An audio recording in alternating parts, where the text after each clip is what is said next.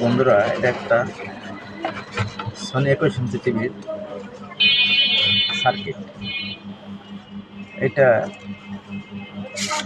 টিভিটার সমস্যা হচ্ছে এই চালু হয়ে বন্ধ হয়ে যায়, অনেক কিছুই দেখলাম, কিন্তু রোগটা খুঁজে পেলাম না। এখন ফ্লাইব্যাগটা বদলায় দেখতে হবে ফ্লাইব্যাগ খারাপ কিনা।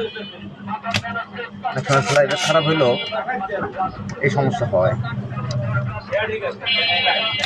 ফ্লাইব্যাগটা আছে, ওটা লাগাই দেখি কি হয়। যদি ঠিক হয়ে গেলে তা হইলই, না হয়ে গেলে